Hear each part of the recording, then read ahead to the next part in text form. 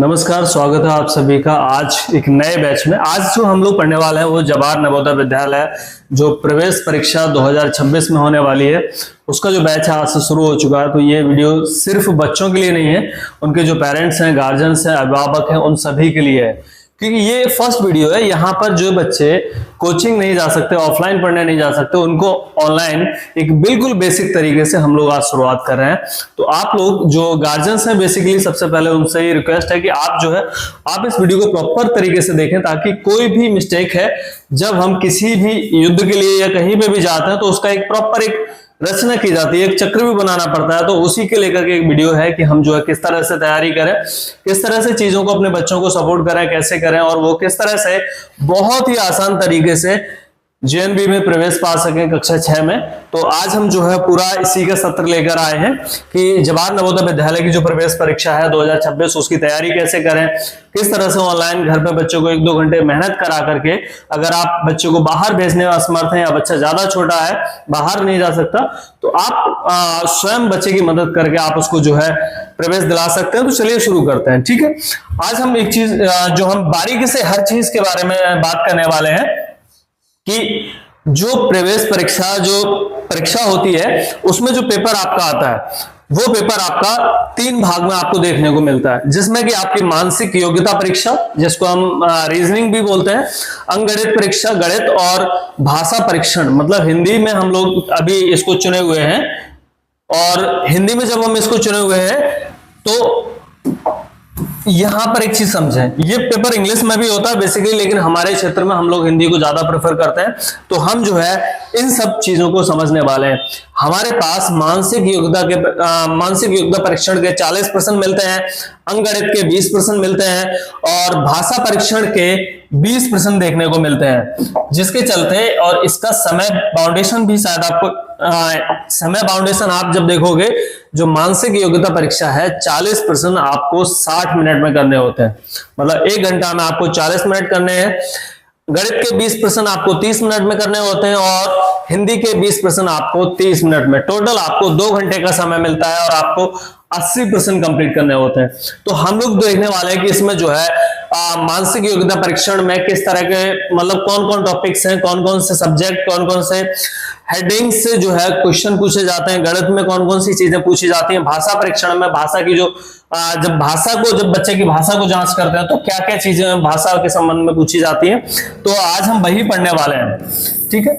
यहां पर देखो, जब हम बात करते हैं बच्चों रीजनिंग की, रीजनिंग में सबसे पहले असंगत को अलग करना, मतलब कि ऑड मैन आउट जो होता है हमारा, मतलब 3 चीजें एक जैसी हैं, चौथी चीज बिल्कुल अलग है, तो उन चीजों को अलग करने वाले टॉपिक से हमें 4 क्वेश्चन देखने को मिलते हैं। पूरा एक आकृति चित्र मिलान वाला है, जैसे 3 आकृति एक जैसी है, चौथी आकृति भी आपको उसी क्रम में मिलानी है। पैटर्न होते हैं, पैटर्न को पूरा करना सिस्टम होता है। एक सादृश्यता है, जहां मिररिंग वाला आपने देखा हो, मिरर में फेस किस तरह से दिखता है, और मिरर ऊपर हो, पानी में हो, तो फिर वो दोनों चीजें हैं। ये सभी चीजें हम इसमें पढ़ने वाले हैं। उसके बाद आकृति चित्र श्रृंखला पूर्ति, ठीक है। उसके बाद ज्यामितीय आकृति पूर्ति, दर्पण प्रतिबिंब, पंच होल पैटर्न, स्थान दृश्यावलोकन, छिपी हुई आकृति। तो बच्चों इनमें से हर किसी में से मैं आपको इनका जो है वेटेज भी दिखाने वाला हूं कि पिछले जो वर्षों में है इनमें से कितने कितने क्वेश्चन पूछे गए हैं। अप्रॉक्स सभी में 4-4 क्वेश्चन हमें देखने को मिले हैं।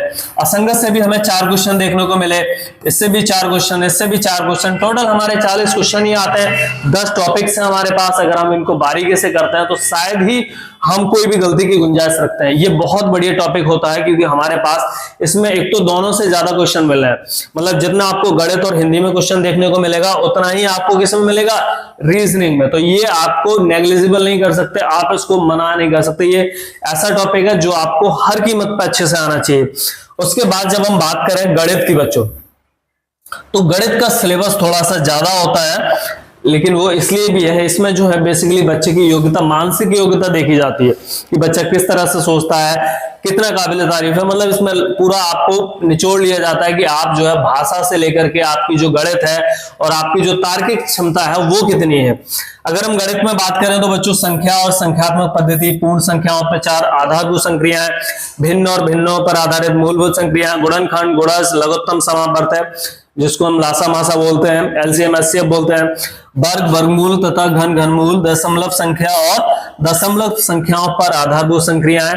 उसके बाद में हमारे ये है मापन के अनुप्रयोग, व्यंजकों का सन्निकटन एवं सरलीकरण, औसत, प्रतिशत और उसके अनुप्रयोग, लाभ, हानि और बट्टा, साधारण व्यास, अनुपात, समानुपात, कार्य समय, चाल समय, दूरी और इसके साथ में कोण के प्रकार, क्षेत्रफल, पैटर्न, आंकड़ों और ये सारी चीजें हम गणित में पूछते हैं बच्चों।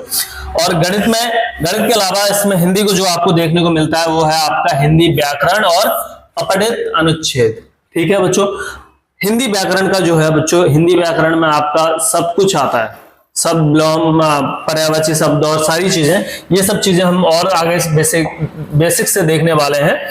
ठीक है, अब यहां पे जब आप चेक करोगे कि मानसिक योग्यता में जो है, एक तो इसमें 3 पोर्शन में देखने को मिला हमें। अनुभाग जो बन है हमारा, उसमें मानसिक योग्यता परीक्षण है। ठीक है, उसमें हमने देखा कि 10 टॉपिक है, 10 टॉपिक से 4-4 क्वेश्चन हर बार पूछे गए हैं।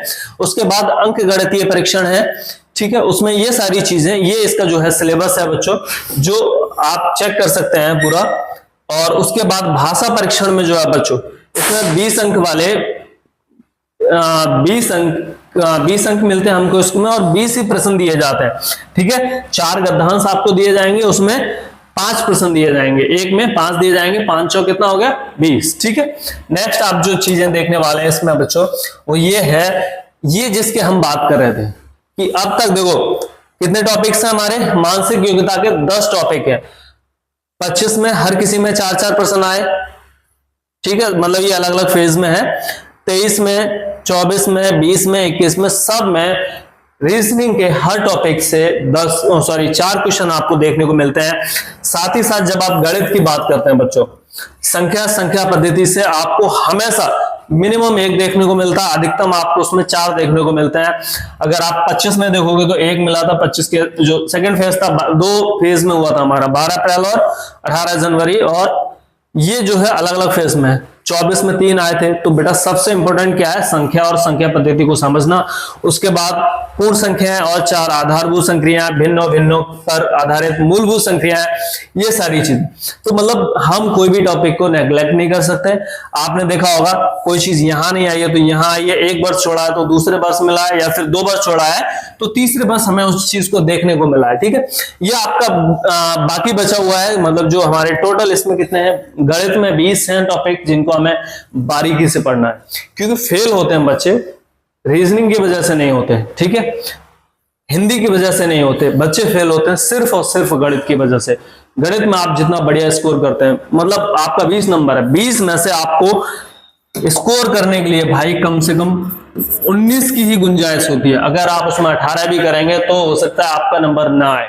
ठीक है, तो आपको चाहिए कि आप एक एक चीज को बिल्कुल बारीकी से पढ़ो, कोई भी गलती की गुंजाइश नहीं, आप उसको बहुत बेहतर करो। मतलब आपने सिर्फ पढ़ा और आपने देखा, आपको इतनी प्रैक्टिस करनी है इन चीजों को लेकर, हम लोग इतना प्रैक्टिस कराएंगे आपको कि आप बस क्वेश्चन देखोगे कि ये लिखा हुआ है कि भाई इसकी वैल्यू कितनी आएगी, आप कुछ नहीं करोगे, आप सिर्फ सिंपल देखोगे कि भाई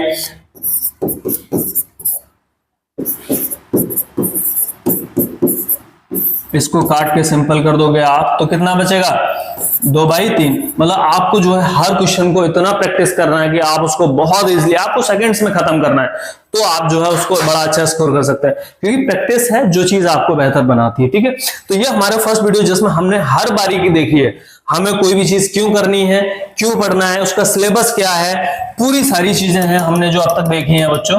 तो हमें जो है एक एक चीज पर बहुत मेहनत करनी है, और जो गार्जियंस है मैं उनसे भी रिक्वेस्ट करूंगा कि आप लोग जो है किसी भी तरह की कोई भी गलती की गुंजाइश किए हुए बिना, हम जो है डेली आपको हर सुबह 7 बजे आपको वीडियो मिलेगी, आप उस वीडियो को देखिए। उससे संबंधित उस एक और खास बात, जब आपको प्रैक्टिस करने के लिए कुछ ना हो तो आप रिवीजन कीजिए। भाई रिवीजन से बढ़िया दुनिया में कोई चीज नहीं होती। आप किसी भी चीज को जितनी बार पढ़ते हो उसमें हर बार एक नई बारीकी देखने को मिलती है। Thank you so much and have a good day.